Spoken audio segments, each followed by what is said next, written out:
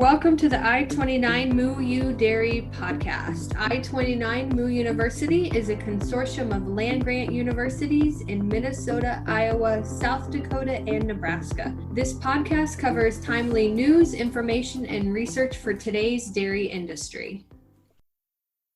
Well, welcome to our podcast today. The topic for today with Dr. Paul Fricke from University of Wisconsin. He's going to talk about the impact of high pregnancy rates on reproductive management. So, Paul, do you want to kind of give an overview of what you mean by that idea? Yeah, you bet, Jim, and thank you for having me on this podcast. Yeah, so this is a topic that flows out of the idea that we've been able to dramatically improve 21-day pregnancy rates over the last 20 years or so.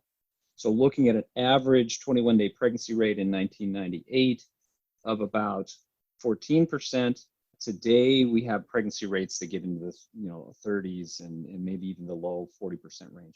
So that shift happened relatively quickly. And I think it took a lot of people by surprise. And so we need to talk about what the implications have been now that we've been able to shift these herds from relatively low pregnancy rate to a relatively high pregnancy rate. And one of the ways I want to illustrate this is I worked with a colleague of mine at University of Wisconsin, Victor Cabrera, and Victor is a modeler. So he's got all these fancy models that we can ask these interesting questions. And so what I did was I simply modeled a 1,000-cow dairy with a 14% pregnancy rate. Now, the strange thing about these models is you've got to say what the culling rate is going to be. And that's not the way it works in the real world. I know that. What really drives culling is availability of replacements. If you don't have a lot of replacements, you can't cull very much. If you have a lot of replacements, farms tend to cull a lot. And so that may be opposite of what people think. Actually, bad repro doesn't lead to high culling. It generally leads to very low culling because you don't have the replacements. And so what I did is I modeled a 1,000-cow dairy, 14% pregnancy rate. I set the culling rate to 40%. Why 40%? Historically, 40% has been where we've been in Wisconsin with culling rates for many years, 40, 42%. So I put it at 40. What you end up with is, with a 14% pregnancy rate and a 40% culling rate, you need 468 replacement heifers to deal with that culling rate. But at that 14% preg rate, you only produce 333. Your deficit, 135 heifers. So generally, when you have lower pregnancy rates, you don't generate enough replacements. And so if you think about 20 years ago, we were in a heifer deficit period. Everybody was out in the market competing for springing heifers. Now, of course, what did that do? It drove the prices of heifers up. Jim, 15, 20 years ago, what was the price of a replacement heifer in Minnesota? I don't know. I mean, it wasn't common for them to be between $1,500 and $2,000, $2,200, depending on milk price, but exactly. A lot more than they are now. A lot more than they are now. So then what I did is I took that same 1,000-cow dairy and I said, okay, now we're going to push them to a 30% preg rate. We're going to hold that 40% culling rate. So now you need 353 heifers, but you're producing 453 heifers. So now we're producing more heifers than we need. And it's an interesting phenomenon, and we can talk about this a little bit, Jim and Kim. This is what I saw. When all of a sudden we had this explosion of replacement heifers in the industry. And there's this mentality that a lot of farmers had that, you don't sell heifers because you don't know when you might need them, right? Because before, it's like you never had enough, so you wouldn't ever want to sell them. And so what was happening was they were culling older cows just to shove those younger animals into the herd. And we started to see the percentage of first lactation cows in some herds going from 40 to 45%, up even into the 50% range. I don't know. You can say what you might about that, Jim. Did you see kind of the same thing happen for a period of time? Yeah, absolutely. As a good friend I work with, that's what happened is cull rate's gone up over time because his repro's gone up over time. And This was a number of years ago, but it generates an interesting discussion. What do we do? Do we really want all these heifers and do we need all these heifers? Yeah, and that's really where we have started talking about the new problem. The old problem was not enough heifers. That's been a classic problem throughout a long time in the dairy industry, not enough heifers. Our new problem is we've got too many heifers, and we have to adjust to that. So now we're talking about heifer inventory management. And so I just went back to a UW Extension 2015 dairy replacement ICPA survey. And Jim, I think you're familiar with this data. Mm-hmm. They calculated that the rearing costs from birth to calving are $2,500. Now that's in the upper Midwest, right? So that's going to vary from region to region, but that's kind of what it is for us. $2,500 to rear a calf from birth to calving. I checked, and this is an older number. This is from March 18th, 2020. Top grade springing heifers in Stratford, Wisconsin at the sale barn were selling for $1,200. So every extra heifer that you raise is costing you $1,300. So you can frame it this way: raising an extra 100 heifers per year results in $130,000 per year in excess rearing costs for 1,000 cow dairy. So that's where, Jim, we've had to start thinking about, do we really need to raise all these heifers? When you think about this heifer inventory management thing, now this has all happened. The repro revolution happened kind of concomitant with this genetics revolution, right? The genomics revolution. So now what we can do in herds is we can use these genetic tools. We can genomically test. Or if you have really good pedigree information, you can index your herd. You know which cows are your good cows and which cows are your not so good cows. And basically, if you look at a bell-shaped curve, that's really the way the genetics in a herd will, in a group of non-lactating heifers, or even in your lactating dairy cows. So what we might want to say is the bottom 25% genetically, we don't want replacements. We've already got too many replacements. So let's target our replacements for the best genetics. So the poorest animals, say the bottom 25%, we're either going to cull those animals. And when's the best time to make a culling decision in a heifer? It's right when you get the test back, right? It's not when she's about ready to calve. It's when she's like 2 to 4 months old. So you can cull those animals and maybe raise them as beef. You can take the next group of animals and maybe and just inseminate those with beef semen. And then the top end of the animals, you're going to use sex semen, and that's where you're going to get your replacements. And so now we can start saying, which animals do I want my replacements out of? We have farms now that are just making those calculations. They say, how many replacements do I need?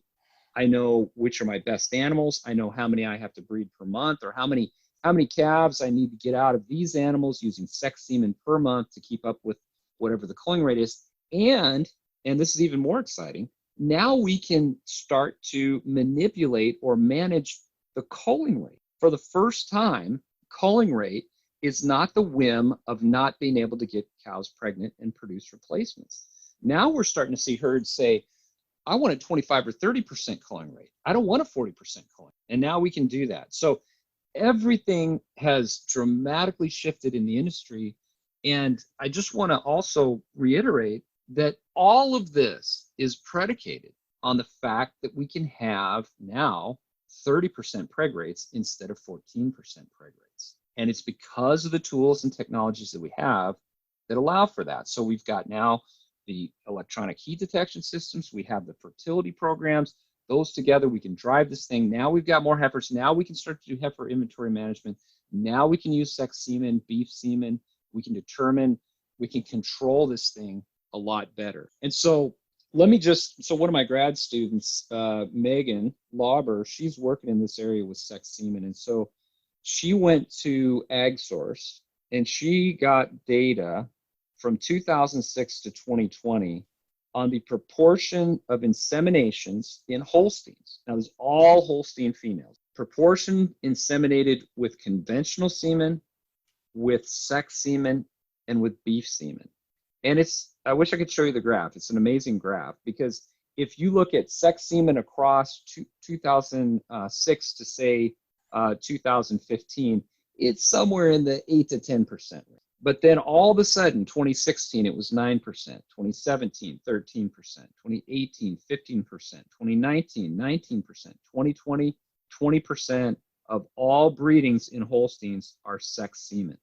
Same with beef semen. There was literally 4% of the breedings in 2017 of Holsteins were beef semen. That's 2017. 2018, it was 11%. 2019, 21%. 2020, it's at 23%. So what we're seeing, and then the rest, of course, are conventional semen. So we're seeing this graph. We're seeing increases in sex semen. We're seeing increases in beef semen in Holsteins, and we're seeing a rapid decline in conventional semen. And Jim and Kim, you guys can comment on this. There's herds that I work with now here in Wisconsin that no longer use conventional Holstein semen. They're about 50% sex semen, and they're about 50% beef semen across the entire herd. Yeah, I think that's real common with Jerseys especially. Jerseys were way ahead of us. And why was that, Jim? Because a Jersey bull calf is worth essentially nothing. Exactly.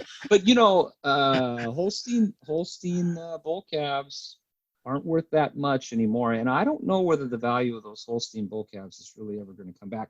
We have some processors here, I believe Tyson here in Wisconsin, who will no longer take dairy steers for slaughter. So there's pressure on those Holsteins to value them.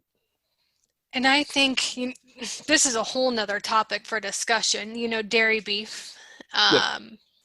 But I'll say, kind of thinking through our discussion the last few minutes of, why we needed more heifers the last few years and where we're at for heifer inventories today.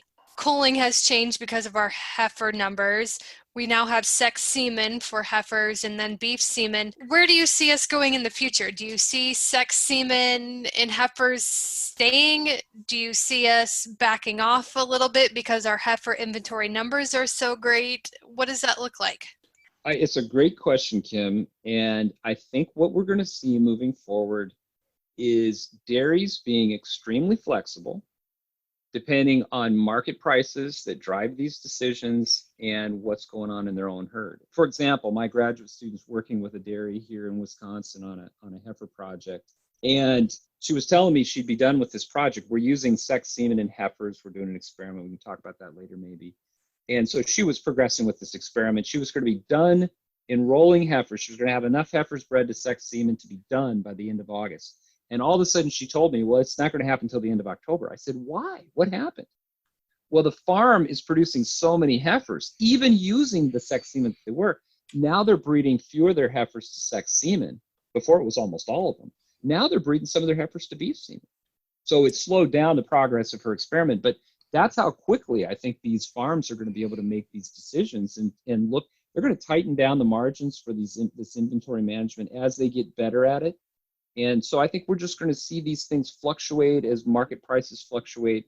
And there's other technologies that I want to talk about in a few minutes, particularly related to IVF embryo transfer. And I think we're going to see just big increases in IVF embryo transfer moving forward as well. Before we transfer to the embryo transfer, before we transition there, your last comment on dairies are starting to breed some of their heifers to sex semen. I'm seeing a lot of that too here in Nebraska and surrounding states. Dairies using sex semen for their heifers, but the multiparous cows, they're using a beef semen.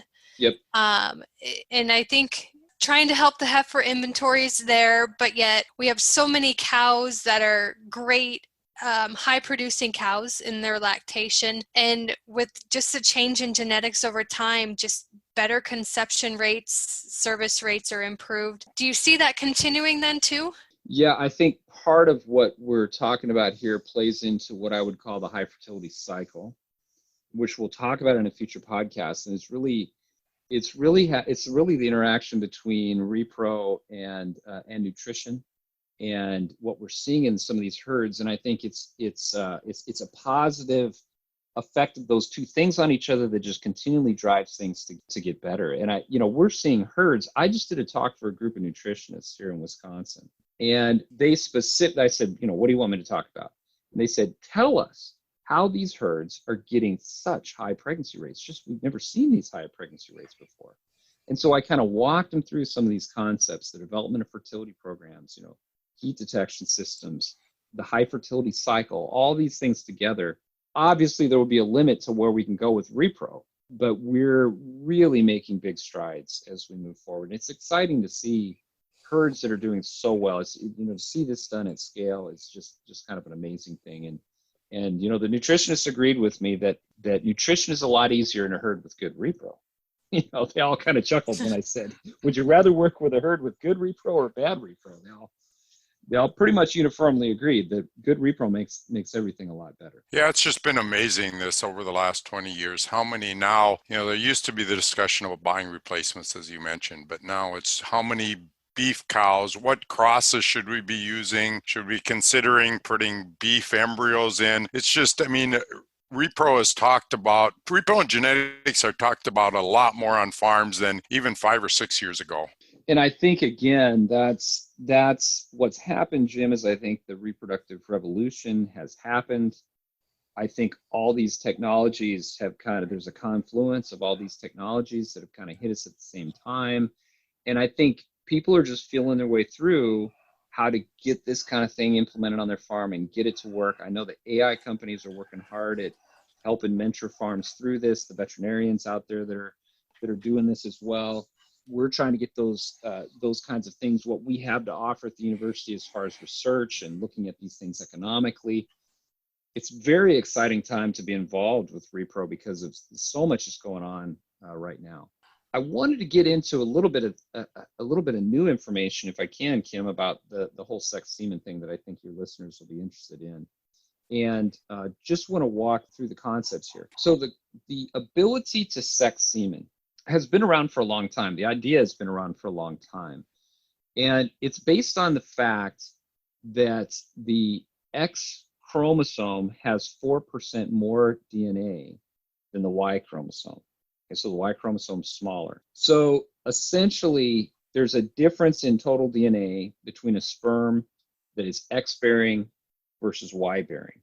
And so they can use a complex process that involves a dye that binds the DNA and laser beams and all this kind of thing. It's called flow-activated cell sorting. There's two processes out there. There's sexing technologies that has kind of the traditional method. Sexcel is ABS, and they've got another system that they're using. So there's a couple different products out there with sex semen. It's about 85 to 90% accurate. So what the desired, in most research would show, you can get 90% females if you use sex semen. One of the downsides of sex semen is that it damages the sperm.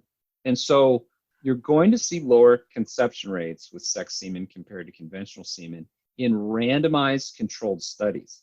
Now that doesn't necessarily, and this is one thing I wanted to dwell on just a little bit, is that a lot of herds, like you said, Kim, are breeding these first lactation cows with sex semen. Well, they're the highest fertility group normally with conventional semen, but you basically pull those cows down to similar fertility to the older cows when you use sex semen, because you'll get about 80 to 85% of the fertility of conventional semen with sex semen.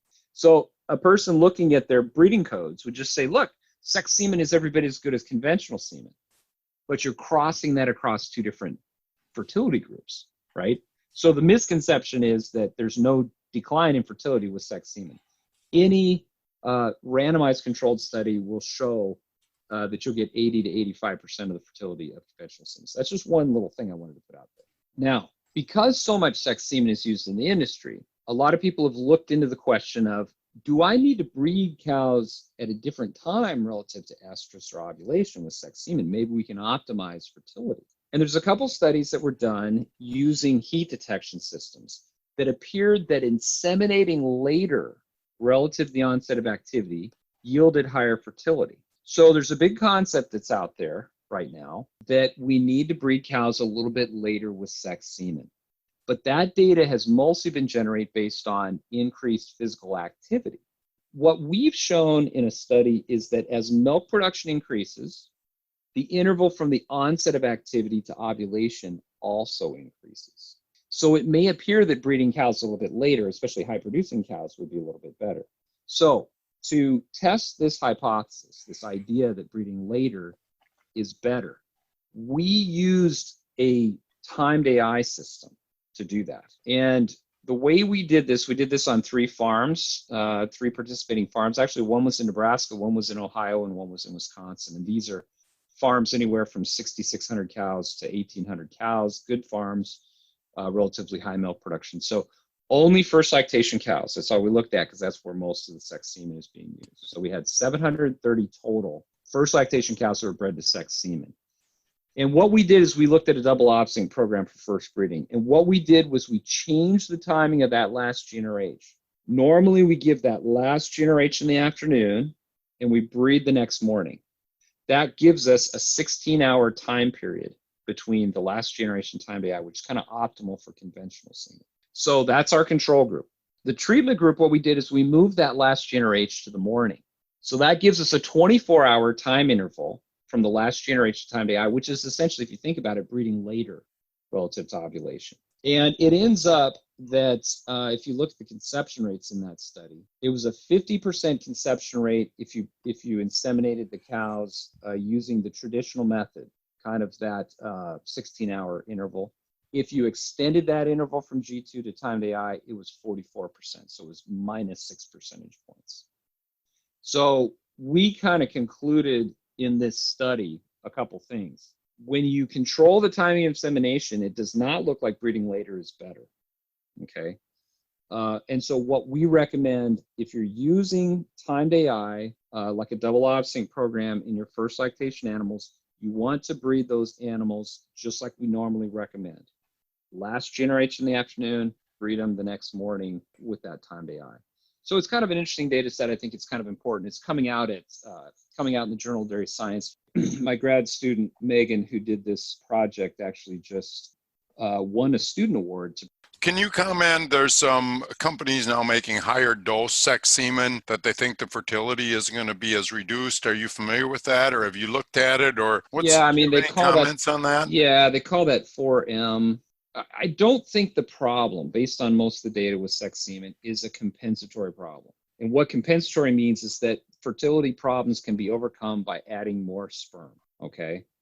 So I don't think that that's the solution to the problem. I think that what we're looking at is the sorting process, the sexing process damages sperm to some extent. And those fertility problems are going to be hard to overcome. And so what we want to do is make sure that we're using this, sex semen in the best way that we possibly can.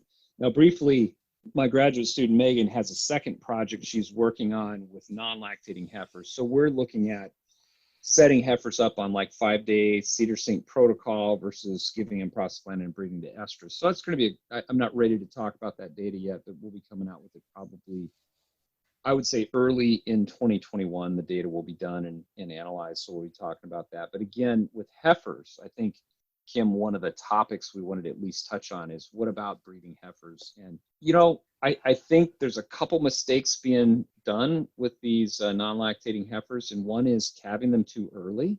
We have an interesting data set from a farm actually in northern Iowa. And we put weights, because really what it has to do is percent mature body weight. So you're going to breed about 55% of mature body weight. You want them to calve at about 85% of mature body weight. When we looked at their calvings and looked at weight, the animals that had 87% of mature body weight after they calved gave 10 pounds of milk more than the animals that were at 70% of mature body weight when they calved. 10 pounds. And that's 10 pounds of milk per cow per day of lactation. It's just a phenomenal amount of milk. So that's one thing, is this age at calving issue. The second thing is the biggest cost with heifers is days on feed. So when it's time to get the heifers pregnant, when they hit your body weight targets, you want to get them pregnant quickly. And so using maybe a timed AI to set them up in conjunction with sex semen may be the way to go. Going back to the age at calving, typically we've tried to target that 22 to 24 months seem to be the magical number there. Looking at mature body weight, are we now looking at 24 to 26 months? Yeah, and I think, Kim, the message, and Megan is working through this. It's a huge amount of data that she's having to pull together and start to analyze. I think what we're going to find, at least when we look at this particular farm, and it's an interesting farm, it's about a 7,000 cow dairy, and they've got a lot of weights, okay, on there. They're taking a lot of weights during growth, so we can do this stuff. I think I would focus way less on age and try to hit body weight targets.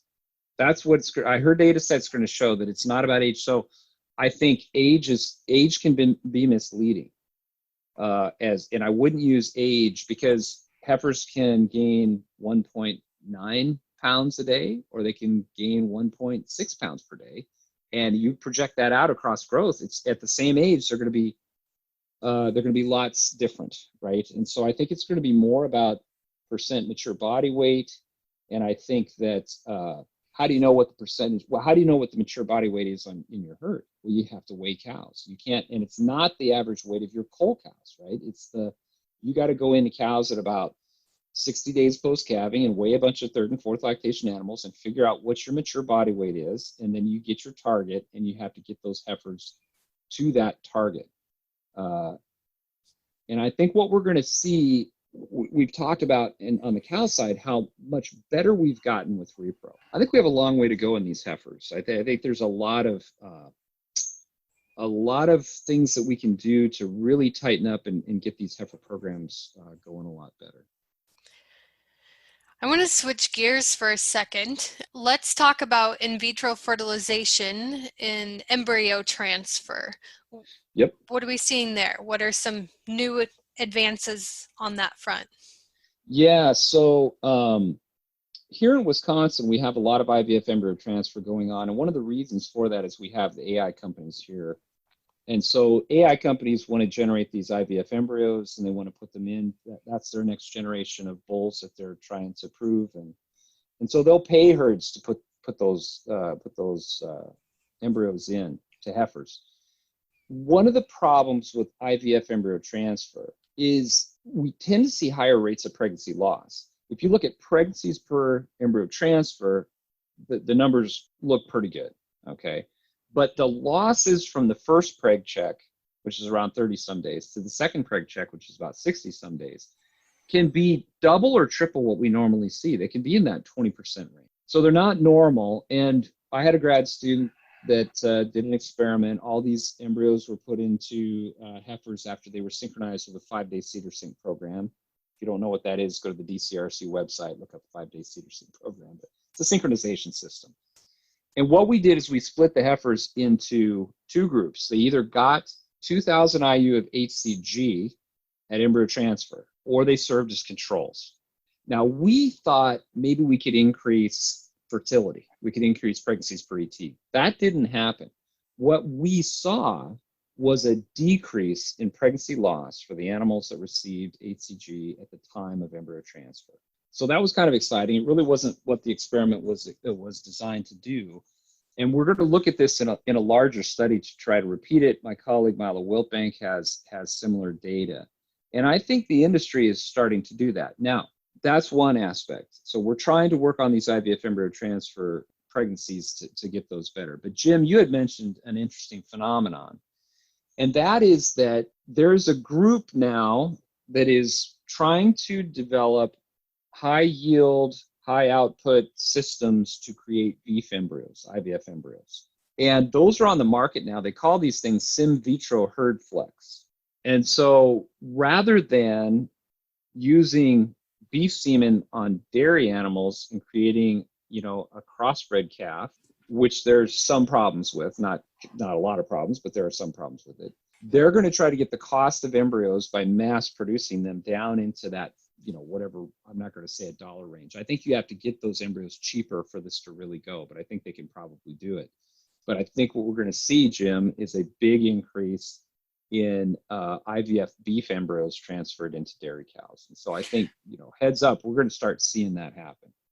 Yeah, I think the AI companies, I don't know if Kim, if you're seeing this, they're arguing that to really make that profitable, a dairy farmer should keep those beef calves and then have them custom fed or partner with a feedlot. Are you seeing any of that, or is that too new? Kim, do you want to comment on that? You've got all the feedlots there in Nebraska, but I think at least here the AI companies that are pushing that are saying long-term, not short-term, but long-term, these large dairies should partner with a beef producer and either have them fed in that feedlot or partner with that beef feedlot. I don't have a lot of information on that. I do know that we have had more discussions with our dairy producers and feedlot producers on that front, probably for that specific reason itself. We've actually been trying to get dairy producers to work more with our feedlots. We just see that dairy beef just working so much better. And then also working with the feedlots on some of the genetic side as well. So what works well for your feedlot, but then also looking beyond the feedlot to the processor, to the packer as well.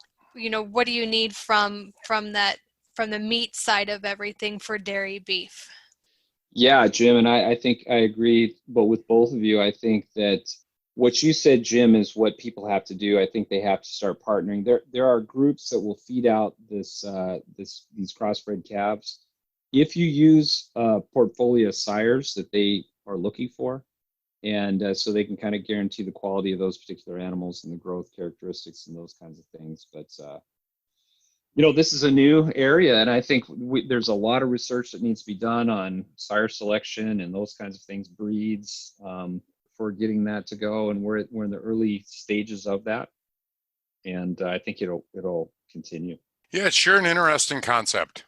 I mean, it's really it's amazing what we can do reproductively. Paul, if you could summarize high pregnancy rates and reproductive management for dairy producers, what are 3 summary points that you would give to them? Yeah, so I think to recap what we've talked about, really high preg rates have led to a new problem, which is an excess of heifers. If you're a dairy farmer who's still raising all those extra heifers, you need to start thinking about new strategies. So what are these new strategies? They're heifer inventory management, controlling your herd turnover, getting that number from 40% down to say 30% or even 25%, taking advantage of new technologies, which is figuring out the first thing you have to do. You got to figure out the genetic merit of the animals within your herd, so you know which ones are the good ones and which ones are the bad ones. And then you can start implementing strategies of use of sex semen and beef semen and culling strategies and those kinds of things to take advantage of the good repro that you have in your herd. So these are things that are happening very quickly, and I know there's a lot of people with a lot of questions on that. There's a lot of talks going on right now. Just in all of these different areas. So I've kind of compressed it down into a really kind of a quick little overview here. Lots of good information for dairy producers as they're evaluating their reproductive program that they have on the farm, whether it's looking at their heifer inventories or sex semen, even starting to use some beef semen within their cows as well. Thanks, Paul. We appreciate your expertise that you provided on this topic, and we look forward to having our listeners join us on future podcasts. I-29 MooU is an equal opportunity provider. For the full non-discrimination statement or accommodation inquiries, go to extension.iastate.edu/diversity/ext.